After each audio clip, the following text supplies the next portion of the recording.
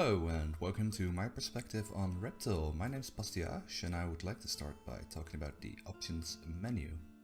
If you do not want to hear me about an options menu, I can imagine why, you can click on the annotation that will appear on the screen. So let's start off with these volume options. We've got a music volume and a sound volume. They're not very descriptive. I would have liked it more if the music volume was called background music, because that's what it does, and the sound volume to be sound effects volume, something along those lines. We've also got a full screen option. This will only toggle between windowed and full screen. There is no borderless full screen option. I always like to play my games in borderless full screen. The game will always start, however, in a window. The window is very small, so I recommend you use full screen. You also can't resize the windowed version of the game. You can also toggle on or off the blood physics, but why would you turn those off? It adds a really nice aesthetic to this game. And of course we've also got the rebindable keys. You can both rebind your gamepad and your keyboard.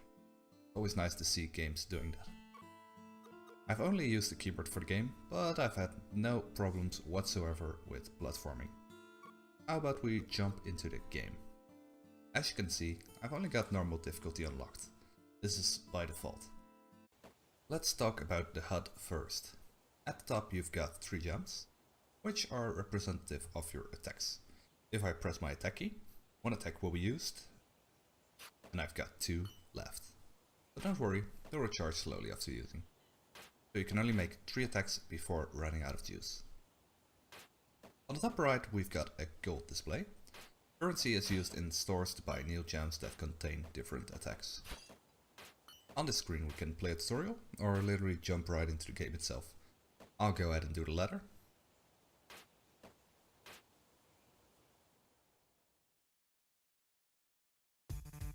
All levels in this game appear to be randomly generated, which is a pretty common trope for roguelike games. You can only take 4 hits, and after those 4 hits you'll be dead. And you will have to play a completely new and randomly generated area. Whenever you kill an enemy, time will slow down, giving you a moment to figure out your next move. The screen will also be filled with some red blood. The slow motion effect is really useful, because if it weren't there, you wouldn't have a very good overview of what you ended up after a slash. Shops are also randomly generated in every level, and the generation isn't perfect right now. I've played a little bit, and when I did I've had 3 shops generated on successive screens. I don't think that's something they'd want. Every shop contains a shopkeeper, who has a few lines of dialogue, and these 3 stands that contain a gem. Those gems are new attacks that you can buy for the coins you collect throughout playing the game.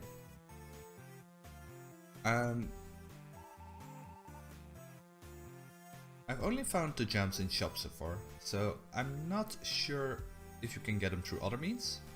I assume you can, but right now I've only got them through shops. After you complete 3 zones, you will have to fight the bots. They're very difficult, and I've not managed to beat one yet, so I'm not sure what really happens after you beat one. I imagine you will unlock the new difficulty or something. There's also random minigames spread around the zones. As you can see right now, in this minigame you have to complete an objective given by an NPC. I have to clear this room without getting hit. So I'm just gonna try to do that. Oh, we did get hit. Wait, we still get the reward? So, even though we took damage, we still somehow completed the room. I'm not sure what's up with that. It's probably some kind of bug, but hey, we got a trinket. Trinkets, by the way, are collectibles. They don't do anything, they're just cosmetics that you can look at in the main menu. Now, let's talk about combat in the game. The combat, it looks very simple. You just have to slash in a direction and hit something. However, it's more difficult than it looks. Like, a normal jump will only go so far, but if you use an upward slash, you actually go higher. And during that upward slash, you can go left or right, or left or right slash. And that also moves you around the room. So there's definitely some good timing required with when to use the attack and when not to. Because if you miss your attack and you lose a gem, you're pretty much boned. Because now you're somewhere you didn't want to be, and you're out of an attack. As you can see, we've cleared this area, and you enter some kind of brick-like room.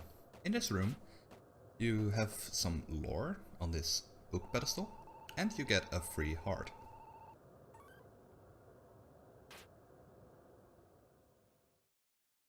So, let's talk a bit more about the looks of this game. As you can see, it's black and white, and a little bit of red whenever you kill someone. This really gives the game something unique. It also makes it really stand out between what's available right now. I also think different colors wouldn't really have made me enjoy the game more. However, some extra colors on some enemies would have been nice. Like, often I just mistake one of the enemies for just some background scenery, which is really unfortunate. And I get hit and I've got 3 life left. So maybe a little bit more color for some distinction would have been nice, but definitely not needed. I've encountered a few bugs in the game, but nothing really game breaking. I've had an enemy glitch out of the side of the arena and get stuck in an unreachable place, but it doesn't really matter, you're not required to kill every enemy, so I didn't like soft lock the game. However, the hit registration could be a little bit better. I'd have killed an enemy, and then suddenly I'd still get hit. Though I'm not really sure what's up with that, and I'd like them to look into that. To conclude, I was really surprised by this game. When I first looked at the screenshots, this didn't look interesting, I'll be very honest about that. But after I played it, I noticed there was a mechanically fine game here. It's probably not very in-depth, but there's definitely some fun to be had. And it only costs $6, so you can't really go wrong with this game.